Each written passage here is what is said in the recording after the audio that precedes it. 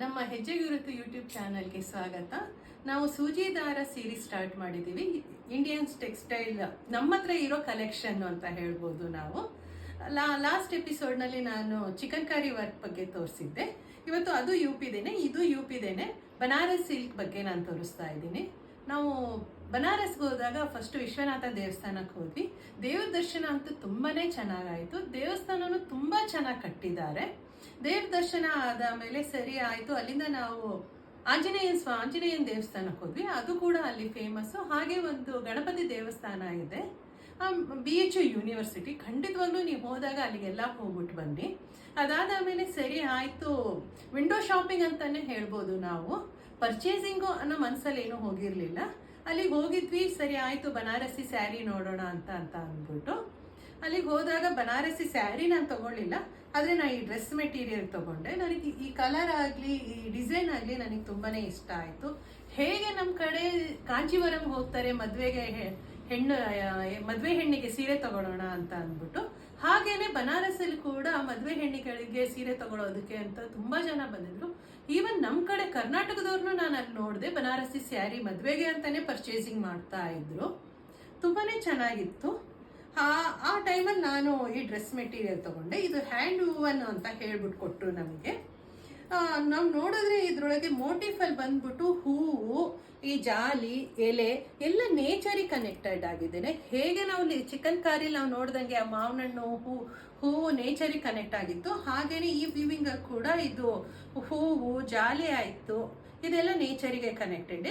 ಇದೆಲ್ಲ ಮೋಸ್ಟ್ಲಿ ಇದು ಬಂದ್ಬಿಟ್ಟು ಮೊಘಲ್ ಕಾಲದಲ್ಲೇನೆ ಸ್ಟಾರ್ಟ್ ಆಯ್ತು ಅಂತ ಹೇಳ್ತಾರೆ.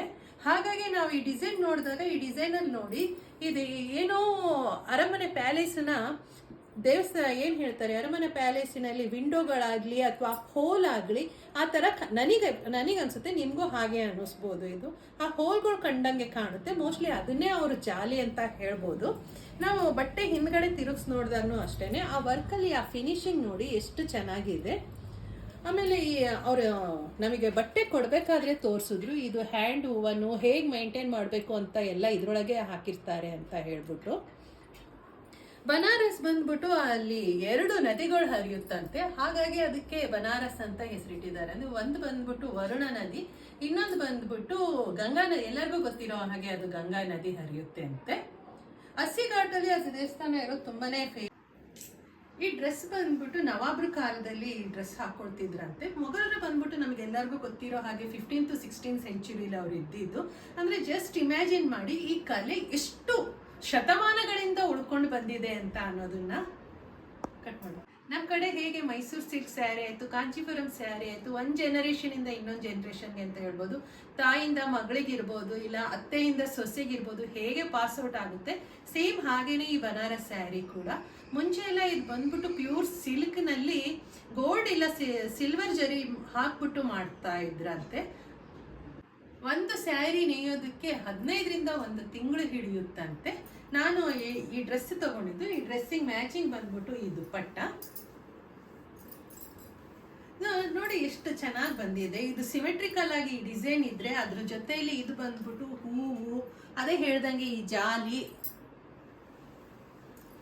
ನೀವು ಕಾಶಿ ವಿಶ್ವನಾಥ ದೇವಸ್ಥಾನಕ್ಕೆ ಹೋದಾಗ ಅಲ್ಲಿ ಪಕ್ಕದಲ್ಲೇ ಕಾಶಿ ವಿಶಾಲಾಕ್ಷಿ ದೇವಸ್ಥಾನ ಕೂಡ ಇದೆ, ದರ್ಶನ ಮಾಡ್ಕೊಂಡು ಬನ್ನಿ. ಹಾಗೆ ಅಲ್ಲಿ ಉಳ್ಕೊಳ್ಳೋದಕ್ಕೆ ಅಂತ ಅಂದ್ಬಿಟ್ಟು ಅಲ್ಲಿ ಒಂದು ಛತ್ರ ಇದೆ. ನನಗನ್ಸೋ ಮಟ್ಟಿಗೆ ಅದು ಆದಿಚುಂಚನಗಿರಿ ಛತ್ರನೇ ಇರ್ಬೋದು. ತುಂಬಾನೇ ನೀಟಾಗಿ ಇದೆ. ನೀವು ಹೋಗ್ಬೇಕಾದ್ರೆ ಆನ್ಲೈನಲ್ಲಿ ಬುಕ್ ಮಾಡ್ಕೊಂಡು ಕೂಡ ಹೋಗ್ಬೋದು ಅಲ್ಲಿಗೆ.